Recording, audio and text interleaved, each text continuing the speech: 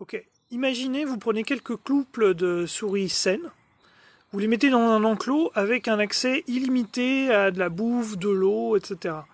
Qu'est-ce que vous imagineriez qu'il se passe si on faisait cette expérience? Je pense que la plupart d'entre nous imagineraient quelque chose comme la population de souris va augmenter de plus en plus rapidement jusqu'à atteindre un plafond, la limite de la quantité de nourriture ou la limite de place. Et à partir de ce moment-là, la population se stabiliserait à ce niveau-là. Et ben, cette expérience, elle a été tentée dans les années 60-70 par un chercheur appelé John Calhoun.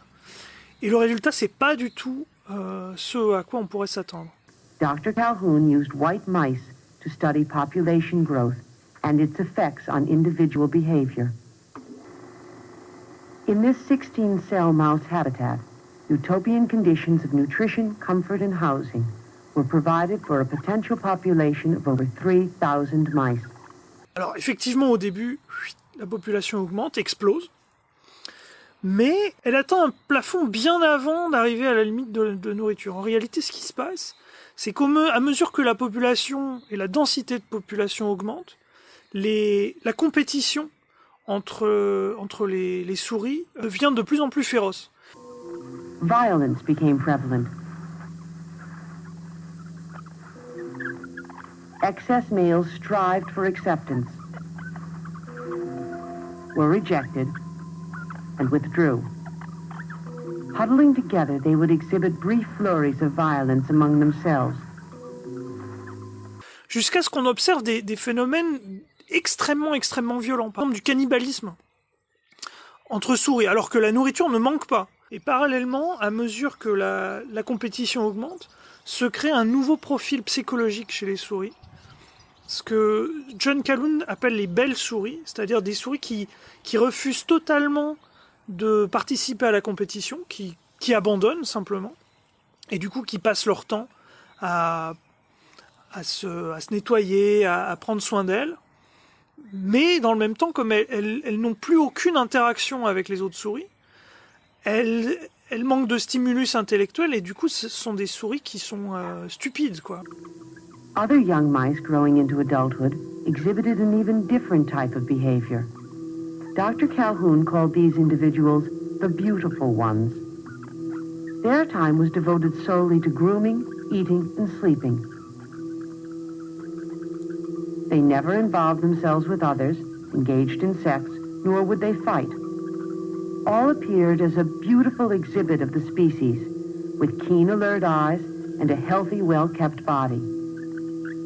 These mice, however, could not cope with unusual stimuli. Chez les mâles, ça se manifeste par des souris qui vont éviter à tout prix le contact avec les autres souris.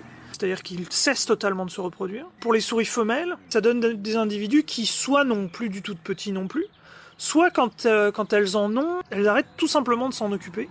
Et donc du coup, les petits meurent à la naissance. Et ce qui se produit, c'est que cette population de souris totalement asociales, elle augmente progressivement en proportion de la population, jusqu'à devenir la majorité, jusqu'à devenir même quasiment la totalité de la population. Et c'est à ce moment-là que la population atteint un plafond, c'est-à-dire que les souris ne se reproduisent plus, et à ce moment-là, la population redescend. Sauf qu'on pourrait se dire, bon, mais peut-être c'est une espèce de mécanisme autorégulatoire. À un moment donné, une fois que la population arrive en dessous d'un certain niveau de densité, elle reprendrait. Et en réalité, non. Ce qui se passe, c'est que ce changement, il est irréversible. Les souris asociales ne transmettent pas, ne créent pas de souris sociales en retour. Ce qui fait que la population, elle diminue, jusqu'à tomber à zéro. Dr. Calhoun called the last period the die phase, leading the population into extinction. Although the mouse utopia could house 3,000, the population began to decline at 2,200. Son expérience la plus célèbre, qu'il a appelée Univers 25, il a observé comme ça la population de souris augmenter très rapidement, puis diminuer inexorablement, et au bout de 2 ans, la dernière souris, en Univers 25, meurt, sans avoir jamais donné de petits, quoi. En apprenant un peu plus au sujet de cette histoire-là, je m'attendais en cherchant un peu, à me dire, bon, elle est probablement datée, il y a probablement eu des contre-démonstrations depuis, des expériences qu'on n'a pas réussi à reproduire le phénomène, etc. Ce qui a été le cas d'énormément d'expériences connues des années 70, par exemple l'expérience des prisonniers de Stanford. Mais en réalité, non, il semblerait que... alors, pour autant que je sache, et si vous trouvez le contraire, faites-moi signe, ça m'intéresse, mais pour autant que je sache, cette expérience-là fait encore école aujourd'hui. Ce qui est troublant avec cette expérience, quand même, c'est que on est obligé de se dire, particulièrement aujourd'hui, plus ça va, plus on se dit, mais... Attends, une population...